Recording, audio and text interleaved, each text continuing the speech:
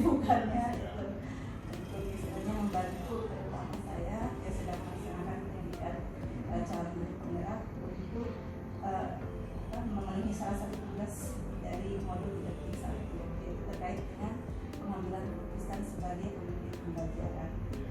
Dan di sini ada 8 pertanyaan yang ingin saya sampaikan kepada Bapak, mungkin Bapak berkenan menjawabnya.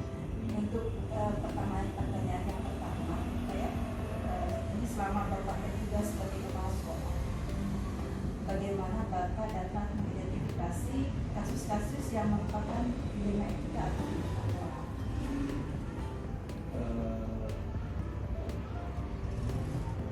Pertama dengan cara komunikasi. Jadi saya ingin menerapkan strategi komunikasi dan juga monitoring. Jadi dengan komunikasi nanti komunikasinya dua arah ke semua warga sekolah, baik itu atau guru. Jadi biarkan mereka yang mengungkapkan permasalahan dan sebagainya. Adapun nanti saya tinggal mengidentifikasi permasalahannya apa, kemudian baru di situ nanti ada solusi. Setelah ada solusi baru diaplikasikannya dengan monitoring, pengawasan.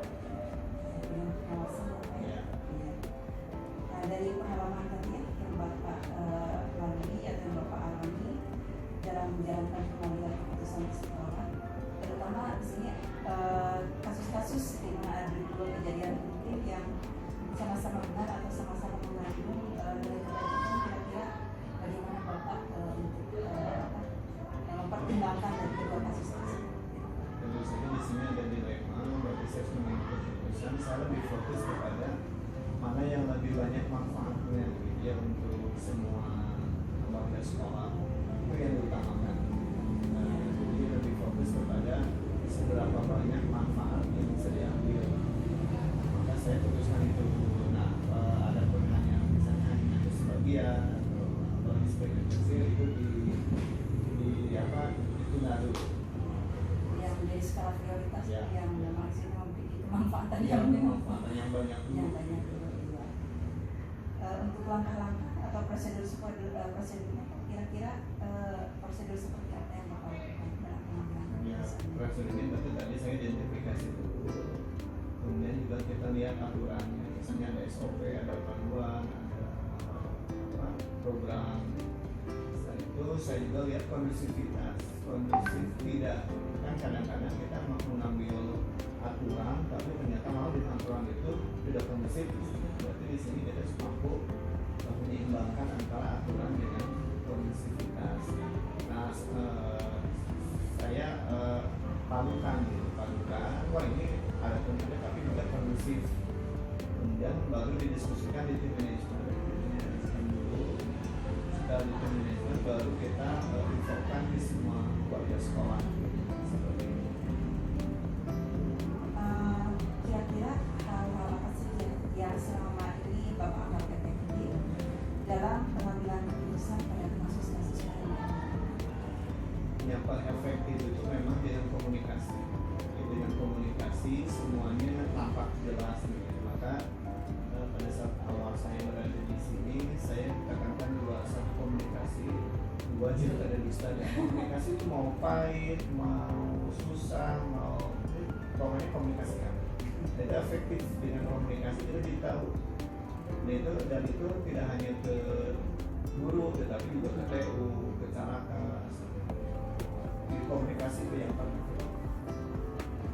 Selama ini kira-kira hal apa saja yang merupakan tantangan dalam pengambilan keputusan pada kasus ini? Tantangannya saat ini adalah kalau menghadapi salah satu warga yang kontradiktif, maksudnya kontraproduktif. Kalau kontra dari segi pendapat itu ya tadi komunikasi nggak apa-apa, tapi kalau ada yang kontraproduktif, nah itu yang harus kita dahulukan, karena itu akan mengganggu stabilitas program sekolah gitu. Tapi kalau kontra dari segi pendapat ya nggak apa-apa, itu masukan aspirasi. Selanjutnya Pak, apakah Bapak memiliki sebuah jadwal tertentu kalaupun memang ada gitu ya, apakah Bapak langsung menyelesaikannya di tempat atau memiliki jadwal untuk menyelesaikannya dalam bentuk prosedur atau misalnya seperti apa yang Bapak laksanakan? Yaitu terjadwal. Jadi jangan buru-buru, apalagi seorang pemimpin itu. Dan juga buat ini kalau dia kepala sekolah, dia pengawas, yang pemimpin itu jangan buru-buru memutuskan gitu kan. Kalau sudah keluar dari seorang pemimpin itu akan dijadikan sebagai kebijakan. Nah, itu akan fatal. Jadi kita identifikasi dulu, terus klarifikasi gitu kan. Kemudian nanti ada koordinasi, nah, baru ada eksekusi. Jadi harus tertata dan memang kemudian bahwa kapan identifikasi, kapan klarifikasi, kapan koordinasi, dan kapan eksekusi. Jadi kita jangan buru-buru eksekusi. Dalam pengambilan keputusan kira-kira ya, faktor-faktor apa yang bisa membantu Bapak atau membantu Bapak dalam pengambilan keputusan yang terkait dengan kasus ini? Nah, di sini faktor yang sangat membantu itu adalah tentu saja sosok figur yang objektif dalam menilai kasus ini. Maka itu sangat dibutuhkan. Jadi yang namanya kepala sekolah juga tidak bisa bekerja sendiri, harus bekerja sama dengan orang-orang yang objektif, jangan subjektif. Nah, maka dalam hal ini saya juga, meskipun saya melanjutkan kepala sekolah yang dulu, saya tidak tanya kepada adik, saya tidak bertanya-tanya kepada adik tentang begini bagaimana, begitu tidak, itu nanti subjektif. Maka saya ini objektif. Jadi tidak objektif. Nah, dari semua hal yang telah Bapak sampaikan tadi, kira-kira pembelajaran apa yang bisa Bapak petik selama Bapak menangani kasus yang terkait dengan milenial? Jadi saya ingin menjadi figur pemimpin yang profesional, kemudian terbuka dan berkeadilan, sehingga semua merasa nyaman. Jadi kalau guru kan harus melayani siswa. Kalau kepala sekolah mah dengan melayani siswa, melayani semua, melayani guru, PU, Salaka, Satpam, termasuk siswa, dan semua harus merasa dilayani. Meskipun dengan keterbatasannya gitu ya. Jadi saya ingin sosok yang berpikir profesional, terbuka, dan sehingga siapapun guru, siapapun PU, siapapun siswa tidak sungkan gitu untuk terbuka dan berkomunikasi dengan pemimpin. Itu yang Itu saja Bapak yang bisa saya tanyakan. Sekali lagi terima kasih atas waktunya. Semoga Bapak sehat selalu. Amin. Dan ini merupakan dukungan yang sangat besar bagi saya yang sudah melaksanakan. Ya, saya doakan Bu Nani lancar. Kemudian jangan tersengat Bu, harus sampai tuntas, sampai sukses, sampai mendapat sertifikat, menjadi pemerintah, bahkan sampai jadi kepala sekolah atau pengawas. Itu jadi dan variasinya harus ada yang jadi, dan harapannya salah satunya di bulan ini. Ya, sami-sami. Ya, Assalamualaikum. Ya, salam.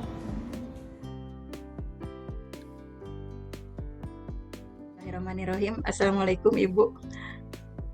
Waalaikumsalam. Ibu gimana kabarnya Bu? Alhamdulillah sejauh ini baik-baik saja. Alhamdulillah. Ibu Alhamdulillah. Teteh ucapkan terima kasih ya yang sebesar-besarnya sama Ibu, karena di sela-sela kesibukan masih menyempatkan waktu gitu ya untuk ya sesi wawancara ini dalam rangka pemenuhan tugas dari saya sebagai calon guru penggerak Ibu. Nah, dalam kesempatan ini teh ada beberapa pertanyaan ya Bu ya yang ingin saya ajukan. Ini terkait dengan pembuatan keputusan itu ya, yang mengandung dilema etika seperti itu Bu. Langsung saja Ibu ke pertanyaan yang pertama ini. Ya. Ya, jadi untuk pertanyaan yang pertama. Ya, pertanyaan yang pertama ini ya Bu ya, selama Ibu bertugas sebagai kepala sekolah, bagaimana Ibu dapat mengidentifikasi kasus-kasus yang merupakan dilema etika atau bujukan moral itu, Bu? Dari pengalaman ya, itu biasanya sering ya memang ya didapatkan suatu kejadian di mana saya harus membuat keputusan, harus memilih ya, Iya, harus memilih ya. Kalau Iya. dari dua atau lebih, apakah itu kejadian akan datang misalnya ya, atau perencanaan berarti ya, atau bisa juga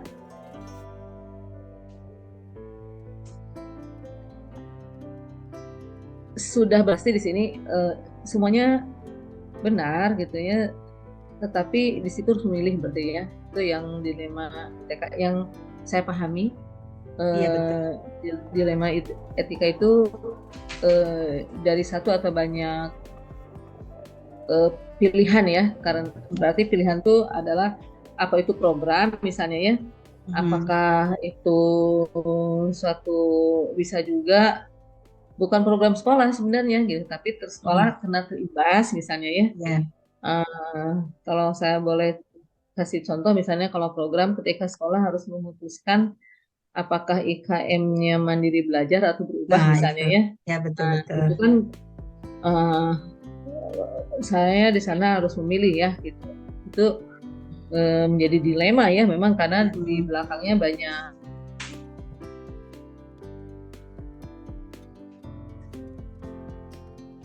masalah. Kalau sedang berjalan, contoh misalnya ya, guru nih ya, guru dia punya kewajiban mengajar, tiba-tiba datang meminta izin, terpanggil apa PPG misalnya. Iya, betul. Sekarang ya, betul, Bu. lama lagi musim bulanan kan. Ya. Berbulan-bulan. Ya. Harusnya kan dua-duanya dijalankan ya, tapi kan tidak mungkin karena full time mereka itu ya. Seperti itu misalnya ya. Iya, betul. Itu betul kan? Iya, betul. Kasus-kasus itu contohnya ya. Iya. Nah, seperti itu ada memang ada dilema gitu ya. Iya. Contoh lah begitu. Jadi dari hal apa ya, identifikasinya ya ketika saya sebagai pimpinan harus membuat pilihan gitu ya.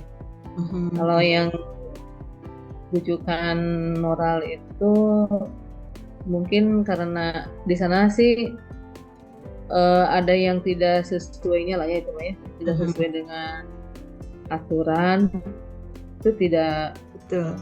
Artinya tidak terlalu memilih seperti tadi gitu ya. Lebih jelas lah itu ya. Lebih jelas diputuskannya gitu. Betul. Ya. Betul ya gitu ya Bu Nen? Iya, betul Ibu ya itu. Di antara ya, kalau misalnya untuk guru sendiri kan tadi yang Ibu sampaikan waktu PPG ya Bu ya, antara pelayanan terhadap anak kemudian kepentingan. Betul. Iya. Ya, ini untuk yang selanjutnya Ibu, bagaimana ini Ibu itu menjalankan pengambilan keputusan di sekolah, terutama untuk kasus-kasus di mana ada dua kepentingan yang sama-sama benar atau sama-sama mengandung nilai kebajikan gitu. Ya, ini bagaimana saya menjalankan gitu ya pengambilan keputusan ini berhubungan dengan saya harus melihat dulu ya, apakah kejadian ini sifatnya luas gitu ya, ataukah sempit. Maksudnya sempit itu ya mungkin hanya individual gitu ya. Kalau seperti itu kan ya apakah itu individual gitu ya, atau nanti untuk berdampak kepada semua. Kayak tadi kan kalau guru yang PPG itu ya individual ya, dia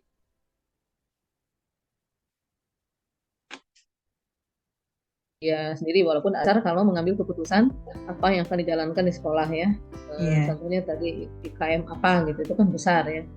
Maka dalam hal ini saya tentu akan menjalankan keputusan itu tadi ya, pertama dilihat dari tingkat apakah itu luas gitu ya, ataukah jadi individu atau untuk komunitas Ibu ya. nggak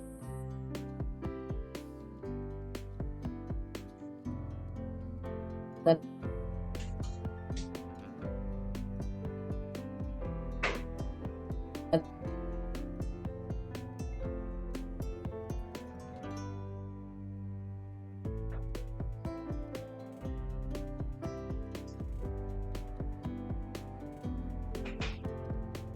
Aduh, dengan tapi kalau misalnya itu dampaknya besar ya, maka saya harus bicara juga dengan manajemen ya, manajemen sekolah. Jadi pengambilan keputusan itu pertama dilihat dari kasusnya tadi ya Bu Neni ya. ya betul. Kemudian yang kedua saya melibatkan orang lain gitu ya dalam ini ya. Jadi yang mendukung pekerjaan tersebut gitu yang terdampak besarnya. Selain tadi kalau nggak terlalu ribet ya itu mah cukup oleh saya saja misalnya. Gitu Bu Neni. Oh iya. Untuk langkah-langkah Bu atau prosedur seperti apa yang biasa Ibu lakukan selama ini dalam pengambilan keputusan? Biasanya kan saya mendapatkan harus ada fakta dulu ya, faktanya bagaimana gitu. Faktanya harus benar. Jadi bukan hanya sekedar isu, apalagi opini ya, tapi harus berupa fakta gitu. Ya contoh kalau tadi untuk yang IKM misalnya, saya harus punya fakta ya, faktanya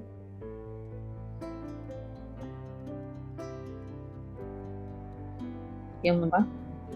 Kemudian faktanya bagaimana gitu, siapnya kemana cenderungnya. Berarti kan sini saya harus mengumpulkan dulu fakta-fakta pendukungnya. Berarti ada analisisnya ya. Termasuk kalau tadi yang contoh kasusnya individual misalnya itu sama juga kan. Ada nggak undangannya, benar nggak gitu kan ya. Nah terus dia lihat juga, saya lihat faktanya, jamnya bagaimana gitu. Terus jadwal dari PPG-nya bagaimana. Berarti itu dari fakta. Dalam hal ini kemudian setelah ada fakta ya dianalisis ya. Kemudian jadi tadi maaf ya, tadi harus lihat dulu di aturannya apa gitu ya, ada aturannya, kemudian lihat dari faktanya. Ketiga setelah itu saya lakukan analisisnya. Kemudian secara pribadi dulu saya sudah harus punya juga opsi-opsi yang untuk mengatasi gitu. Tapi biasanya saya tidak langsung. Kalau itu karena tadi melibatkan ada orang lain juga di sana, maka saya undang manajemen ya gitu. Jadi selanjutnya dengan manajemen kemudian disampaikan persoalan seperti itu, saya biasanya minta pendapat ya, penyelesaian dari semua yang hadir itu. Kemudian setelah itu ya kami menganalisis setiap pendapat gitu ya, mana kecenderungan yang resikonya kecil gitu. Dan kalau misalnya dari para pendapat itu yang punya saya misalnya ya, saya sudah punya opsi nih, tapi ada yang belum ada yang menyebutkan yang lain itu, biasanya saya sampaikan opsi yang selanjutnya gitu. Nah setelah itu kan jadi semakin banyak opsinya ya, supaya mana sih yang bisa memungkinkan, siapa tahu opsi itu biasanya tidak bertentangan ya, tapi saling mendukung. Nah kemudian setelah itu ya dibuatkanlah kecenderungannya sebab gitu. Kalau tidak paham pendukung, jadi fakta tadi ya, kalau saya sebut pendukung berarti fakta. Kalau tidak paham kondisi berarti ya, tidak paham kondisi di sekolah, itu mungkin bisa membuat keputusan yang membuat tidak nyaman akhirnya gitu. Apalagi kalau untuk hal-hal yang sifatnya baru, karena hal yang baru itu kan biasanya tidak semua orang serta merta hore ya, tapi juga kan ada yang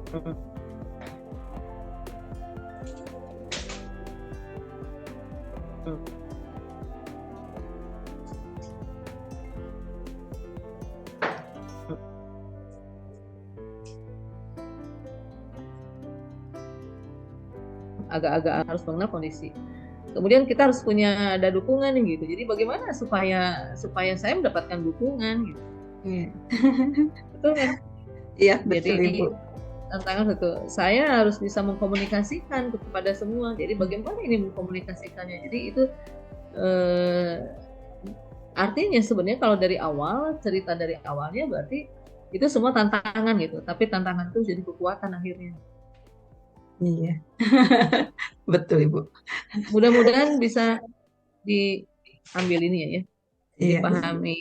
bisa Ibu. Saya kepada Bu Nini. Iya. Kalau untuk jadwal sendiri Bu, dalam penyelesaian tadi ya, kasus yang berhubungan dengan dilema etika, apa Ibu ada jadwal tertentu atau jadwal khusus ya, atau misalkan prosedur khusus dalam penanganan kasus yang berhubungan dengan dilema etika ini? Keputusan untuk dilema etika ya.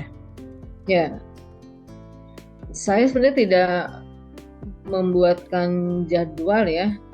Selama ini rasanya tidak ada dijadwalkan. Dalam 1 tahun kerjaan misalnya akan ada dilema etika ya. Tapi ketika program itu akan dijalankan, itu pasti ada penjadwalan gitu. Tapi kalau jadwal khusus tidak ya Bu, karena tidak terencana ya Bu. Tidak kecuali program terencana, itu memang akan dijalankan. Tadi misalnya gini, ketika program kita akan memilih IKM mana sih gitu ya. Betul. Itu kan tadi kita butuh fakta segala macam gitu kan, untuk analisis konteks lah ya. Itu kan pasti ada jadwal gitu. Malah ada timnya, ada jadwalnya gitu. Karena itu memang yang direncanakan gitu. Iya betul. Terencana dari awal.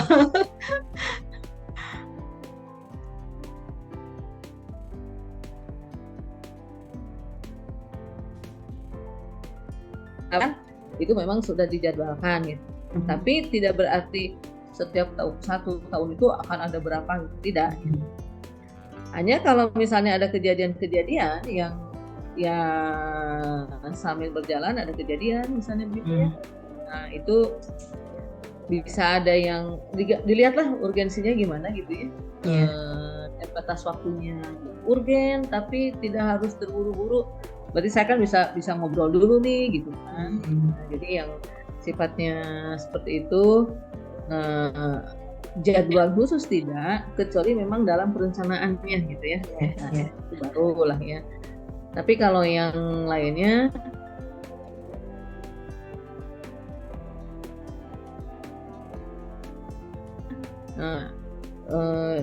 kita punya dampaknya besar gitu ya. Nah, paling ya jadwalnya berarti temporer dalam hal ini ya. Temporer ya, karena ini ada kejadian, ayo kita kumpul gitu loh misalnya. Udah itu beres misalnya. Ini ada kejadian, ayo kita kumpul gitu. Nah, seperti itulah. Tapi kadang-kadang juga ini malah nggak usah lah misalnya ya, cukup sendiri misalnya gitu. Karena dampaknya tidak terlalu besar misalnya. Ya kira-kira seperti itu mungkin bisa ini ya, bisa dipahami ya Bu Neni. Iya. Kalau prosedurnya sendiri bagaimana Bu? Ada prosedur kalau tertentu? prosedurnya tadi udah saya sebutnya. Biasanya kan ada kita lihat dari aturannya, ada faktanya juga gitu kan. Yang mengarah kita harus mengambil satu keputusan itu kan pastinya ada aturannya. Contoh misalnya aturannya adalah IKM misalnya. IKM itu kan aturannya memang kita diberi waktu sampai tahun 2024 gitu kan ya, aturannya. Atau yang keduanya aturan lainnya apa? Nah, harus dilihat kan di dalamnya itu ada apa gitu ya. Maksudnya ketika memilih IKM itu kan di sana ada tanggung jawab ya. Itu kan ada aturannya ya. Misalnya tentang gurunya, tentang metodenya gitu kan, materi pelajarannya, mata pelajarannya. Itu saya sebut aturannya. Maka fakta-fakta pendukungnya ya itu dianalisis gitu. Tadi saya sampaikan itu fakta pendukungnya ketika dibuat analisis lah, dianalisis. Lalu ini biasanya saya jalankan ya fakta analisisnya ini. Setelah itu kemudian kami berdiskusi ya, di sana ada pembahasan melibatkan yang lain. Kemudian setelah itu tahap kelimanya analisis ulang lagi berarti kan oleh semua. Dan setelah itu baru mengambil kecenderungan untuk pengambilan keputusan. Gitu. Iya Ibu. Ini menurut Ibu gitu ya, selama ini adakah seseorang gitu ya Bu ya, atau adakah faktor-faktor yang dapat mempermudah Ibu atau membantu Ibu dalam pengambil keputusan kasus-kasus yang berhubungan dengan dilema etika? Ya, tadi ya ada ya sangat ya. Ya. Kalau ini kan kalau individual berarti ya individunya itu yang harus support dulu ya. Ya tadi misalnya yang BPG itu ya. Ya betul-betul. Nah, ketika misalnya ini harus gimana kan yang pasti kan milih misalnya biasanya saya nggak pernah ya milih mengajar dia nggak boleh PPG, nggak gitu kan. Ketika dipilih PPG itu kan nanti ada dampak-dampaknya kan. Betul. Pertama dia dulu seperti itu berarti kan dengan YBS-nya gitu ya, itu dia harus mendukung juga gitu bagaimana dia paham tentang kondisi sekolah. Kemudian yang kedua misalnya kalau tadi banyak ya pastilah saya tadi biasanya dengan manajemen, yang pertama itu dengan manajemen ya. Wakasek karena Wakasek itu manajer lini lah dalam ini ya, jadi dia tahu bagaimana tentang kebijakan untuk kepala sekolahnya ya, dari kepala sekolah, kemudian dia juga paham kondisi teman-temannya gitu, karena kan Wakasek kan sebagai guru ya, betul. Jadi biasanya yang lebih tahu kondisi dulu sebenarnya Wakasek, karena kalau ini kan lebih terbuka lah ya, lebih terbuka. Dengan Wakasek kan ngobrol santai segala macam itu kan lebih sering ya, intensnya gitu. Jadi kan ini penting nih gitu ya, supaya bisa kita mengetahui kondisi yang sebenarnya. Itu sangat membantu. Selain itu juga ya lihat kondisi lah Bu Neni ya.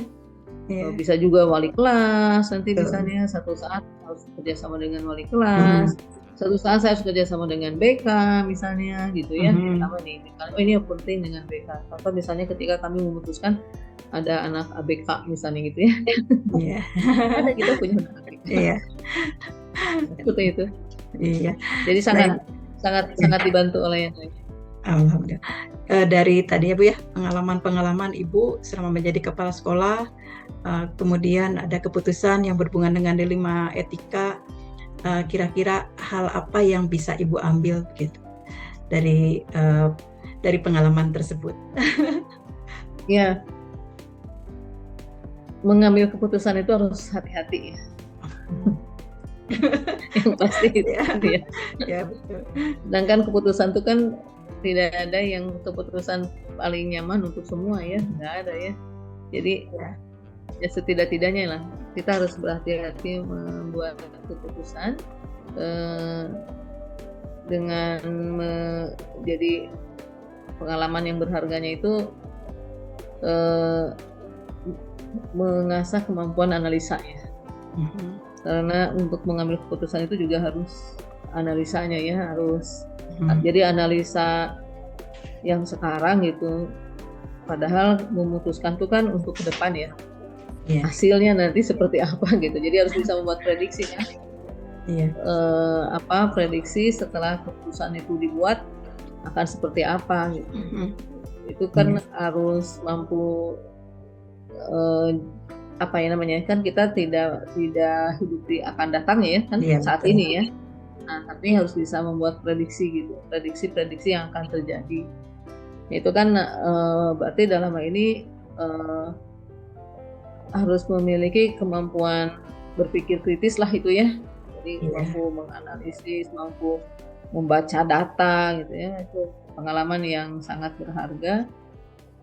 Kemudian kolaborasi ya, sesama kita di warga sekolah juga itu sangat penting.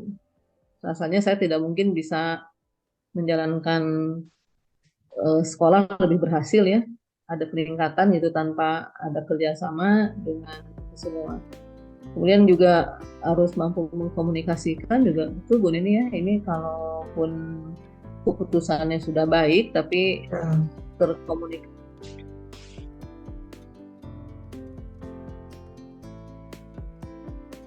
mengaplikasikannya nih hasil rapatnya udah benar, tapi tidak dibuatkan suratnya misalnya, Iya, tapi tidak dibuatkan suratnya misalnya, iya, informasikan dengan baik kan.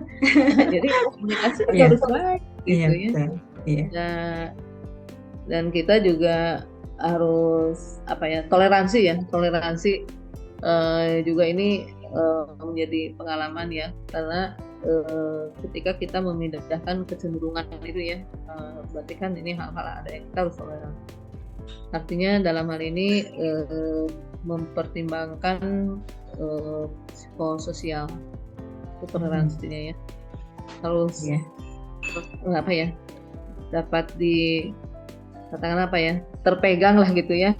Oh ini bisa menimbulkan keresahan misalnya gitu ya, atau ini menimbulkan kegembiraan gitu ya, atau ini menimbulkan sesuatu yang membuat orang jadi katakanlah seperti tidak bisa hopeless lah ya, tidak bisa jalan apa-lagi.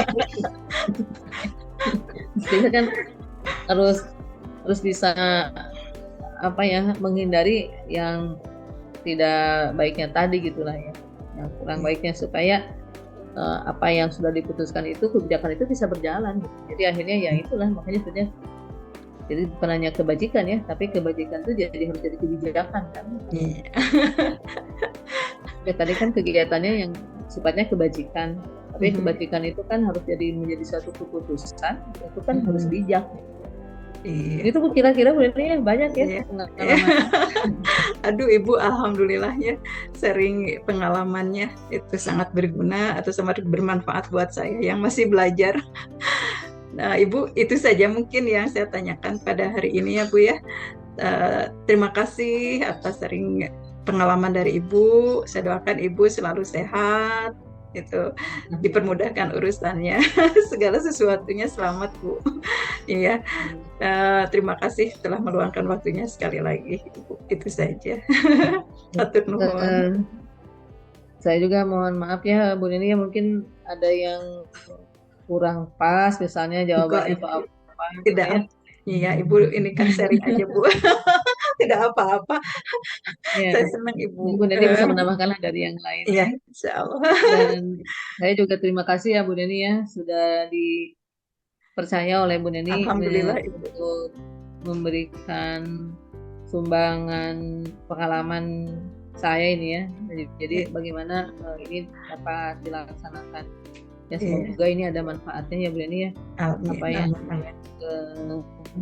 kami sudah jalankan di sekolah, semoga ada manfaatnya. Kalau itu kemudian Bu Neni ambil menjadi laporannya untuk Bu Neni, mudah-mudahan itu memberikan yang terbaik ya. Amin, amin Ibu. Nah, amin. Kalau apa yang saya tadi sampaikan itu ternyata itu juga bermanfaat, mudah-mudahan bisa meningkatkan harkat derajat guru ya. Amin Ibu. Jadi sebenarnya ya, karena kasus apapun gitu ya, mungkin sama saja lah ya, yang pasti kan bagaimana kita bisa mengatasinya gitu. Tadi kan ukuran besar kecilnya sudah macam itu. Cara pandang kita ya, bisa ya gitu. Iya. Iya, Ibu sehat selalu ibunya. Aduh, hatur nuhun pisan Ibu, terus dibantos. Hatur nuhun. Lupina saka Bu Neni. Alhamdulillah Ibu, hatur nuhun Ibu. Mohon pamit gitu, abis putusnya bade pamit. Mangga. Mangga Bu Neni. Yo, mangga. Ngawiseun seueur keneh. Nuhun. Nuhun. Iya, sama Ibu. Mangga. Waalaikumsalam.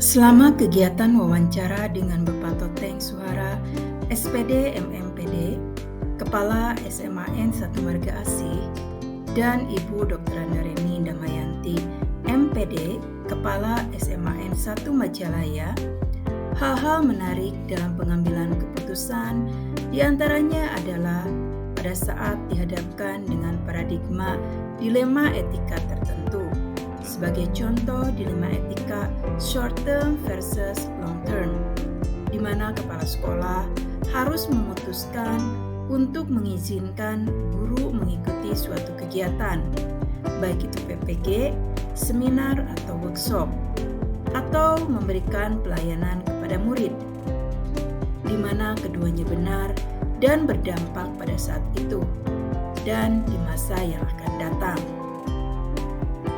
Dari hasil wawancara dengan Bapak Toteng Suhara, SPD MMPD, Kepala SMA Negeri 1 Marga Asih, dan Ibu Dr. Anda Reni Damayanti MPD, Kepala SMA Negeri 1 Majalaya, terdapat beberapa persamaan dalam mengambil keputusan dari kasus yang mengandung dilema etika. Bapak Toteng dan Ibu Reni menyampaikan perlunya identifikasi dan analisis dari kasus dilema etika yang selanjutnya menjalankan prinsip-prinsip dalam membuat keputusan berdasar pada nilai-nilai kebajikan universal. Selain itu, mereka juga menyampaikan perlunya pengujian atas keputusan yang diambil, diantaranya dengan mengkomunikasikan dengan pihak yang bersangkutan atau seluruh warga, agar dapat dipertanggungjawabkan bersama. Dari hasil wawancara dengan 2 orang kepala sekolah, rencana dalam menjalani keputusan adalah dengan mengkomunikasikan setiap keputusan yang dibuat, bersifat terbuka dan mengevaluasi dampak dari keputusan yang dijalankan. Sementara untuk mengukur efektivitas keputusan yang digunakan adalah aturan-aturan pemerintah serta nilai-nilai kebajikan universal seperti cinta dan kasih sayang, kebenaran, keadilan, kebebasan, persatuan, toleransi, tanggung jawab, dan penghargaan akan hidup.